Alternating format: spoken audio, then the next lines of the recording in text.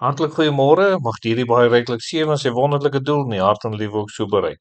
Nou liewe vriende, hierdie is 'n black wing shoulder kite wat hulle hom noem in die Engels. Ek's nie doodseker oor die naam in die Afrikaans nie, maar hulle is nogal baie algemeen sigbaar daar in die Kalahari dan ook. Hulle vang veral en spesialiste om rotte of muise dan ook te vang. Hulle eet ook insekte, selfs klein ander voëls sal hulle eet.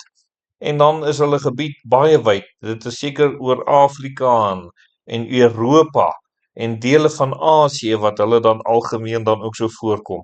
Kenmerkend sekerlik aan die rooi oë wat daar is, sal hulle so oor hulle prooi hover wil ek sê, en dan sal hulle op hom neerduik en dit dan ook so vang dan. So liewe vriende, wil ons dan voortgaan om met u so te deel daar uit die woord van die Here oor dit wat 2 Korintiërs 5 vers 17 sê, daarom as iemand in Christus is hy 'n nuwe skepsel, die ou ding het verbygegaan, kyk dit het alles nuut geword. En ons het verskillende persone in die Bybel wat se lewe verander het toe hulle die Here aangeneem het as hulle verlosser en saligmaker. Hulle het nuut geword. En so is daar 'n tronkbewaarder waarvan ons lees in die Bybel wat tot bekering gekom het dan ook.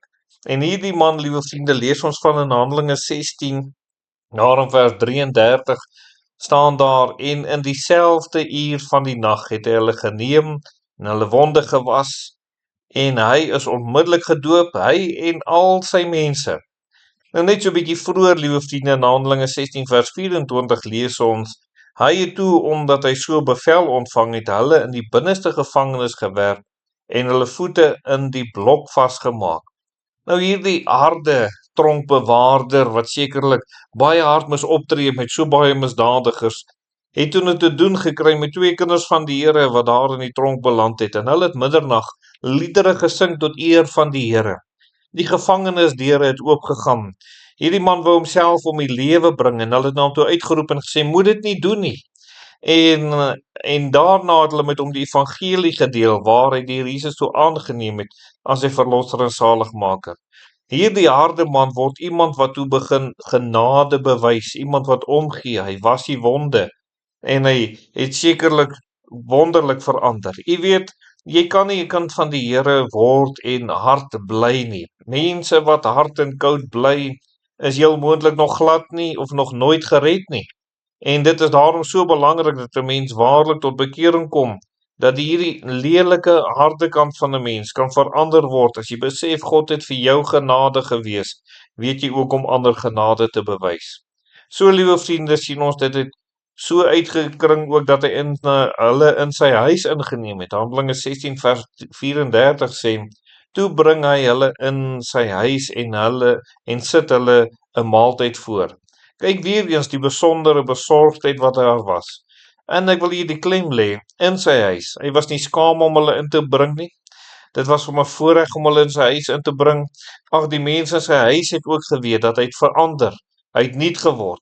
En liewe vriende, as daar mense wat weet dat hy nuut geword het, weer eens uit die woord van die Here uit, is dit die huismense sal weet of hy waarlik by die Here dan ook so uitgekom het. Die laaste wat ek vir u wil noem is, daar was blydskap gewees in sy eie hart, toe hy die Here aangeneem het. Handelinge 16 vers 34 sê, toe bring hy hulle in sy huis en sit hulle 'n maaltyd voor, en hy het hom verheug met sy hele huisgesin, dat hy tot geloof in God gekom het. Is dit nie wonderlik, liewe vriende, die blydskap wat daar nie net in sy eie hart was nie, die Bybel gebruik so mooi woord verheug, 'n besondere blydskap, 'n besondere vreugde wat hy gehad het, omdat die Here sy siel gered het, en daarmee saam ook sy gesin het in hierdie blydskap kom deel. Liewe vriende, toe u die Here Jesus aangeneem het as die verlosser en saligmaker, behoort u hierdie blydskap in die harte gehad het en dit ervaar het. En as jy dit nie gedoen het nie, dan moet daar 'n vraag sekerlik ontstaan oor, het u waarlik by die Here uitgekom?